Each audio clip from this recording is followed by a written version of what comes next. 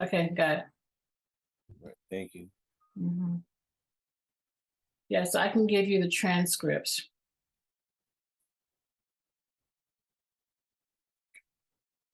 Yeah, For this meeting. So appreciate it.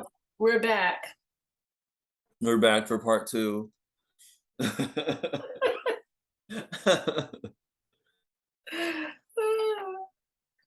This is so So, much fun. So what else? So part two. Um, after my time of working for the Sacramento Chamber, I came to Texas.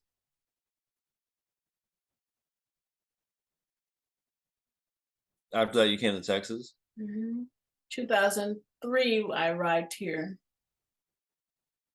And I knew no one except for the man I was married to. And your grandmother Gladys, after about 3 years, I was homeless. And she In said, Texas. yeah, You were homeless in Texas? uh-huh. I was living in a hotel in my car. For 3 years?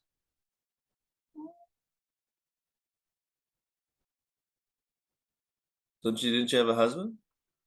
He kicked me out of our house. What? Out of your guys' house or his house? Well, his name was on the deed. Ah, I was married to him here in Texas, but I didn't know enough how silly I was, how stupid I was, to realize that Texas was a community property state. what does that mean? That means that he couldn't do that. He would have had to sell that house and give me half of the proceeds. But I didn't know. And we went to court. And the judge didn't tell me that. The judge didn't tell you either? No, I didn't have an attorney. I tried to get an attorney. I couldn't afford one. But that's why knowledge is not power. It's what you do with the knowledge that's power. Mm. So I didn't know enough to stand up for my rights, although I'm married to this guy. So I walked away. And I thought to myself, well, I am self-sufficient. And one way or another, I'm going to make this work. So I moved into a Best Western hotel with my dog, Trip. You remember Trip? Yeah. And he and I had no job. I began a chamber that's called the North Texas Christian Women's Chamber. Still have this chamber today.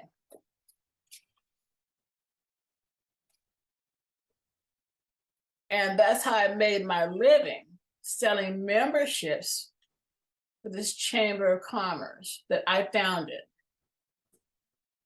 Mm. And so the memberships were $250 a year.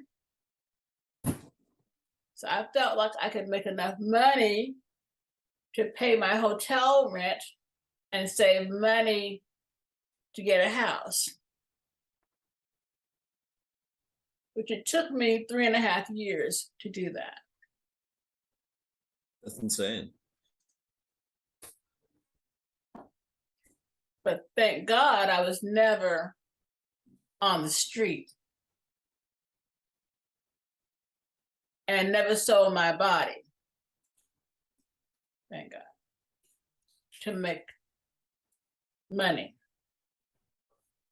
And so when I met Paul Strouser, I had moved out of the hotel on my own, still selling these chamber memberships. I had moved into a big house, and I wanted a big house because in my mind, I wanted your dad and your mom and you boys to come and live in Texas. And that just never happened. As you said earlier, there's too much drama going on. And your dad and your mom had their own life. And it was hard for them to break away your mom from her family, her dad and her mom, and just take up and come across country. And she and I had many conversations about you just coming to Texas. Just come. I've got plenty of room. The house we had at that time was about the same size as this one. But they never made the journey. So I just went on and lived my life there alone and became celibate because I don't want to go back the way I was going. You know, you make a difference, you make a change.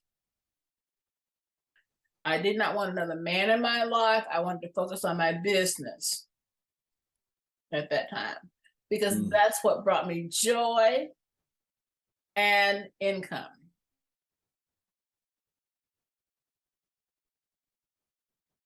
And then in March of 2012, I met Paul Strouser in my own house. And Paul was in his house. He had just lost his wife about a year earlier. So I was just looking for a friend, really, not a husband, a friend, just to have coffee with, you know, hang out with. Someone you can talk to, you know? Yeah, somebody to talk to, yeah. But Paul Strouser wanted a wife. I'm like, okay. So I tried to postpone that as long as I could, but he was not having it. And so we got married. He said, well, can I move in and we can just live together? I said, nope. You can't live together. So for him to, what's going on? You okay? Okay. Yeah. Yeah. So in order for him to move in my house, it's my house, he had to get married.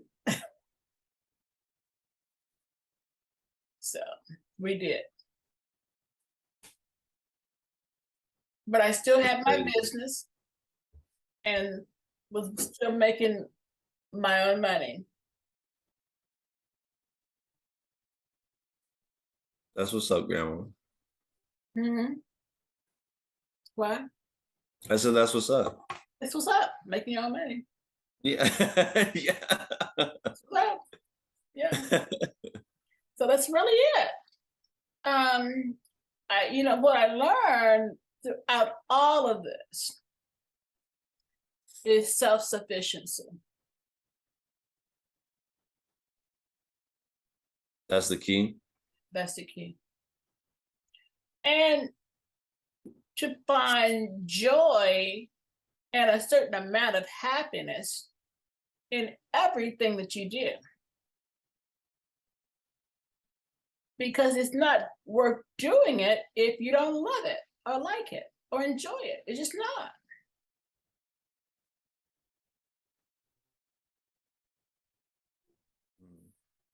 So you do, and then it's not a job, it's a journey.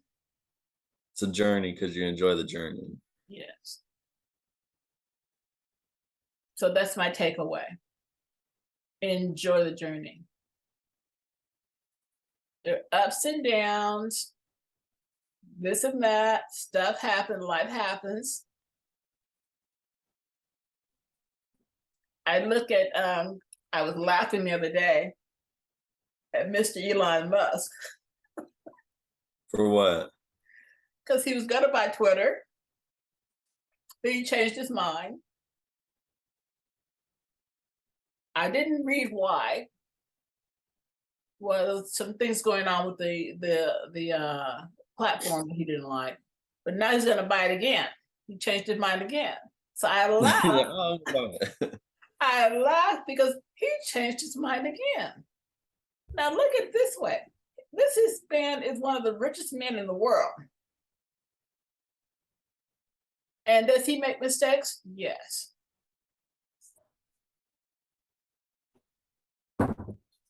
At the same time, we can all learn from that. We all make mistakes. But it's what you learn and grow and how you journey.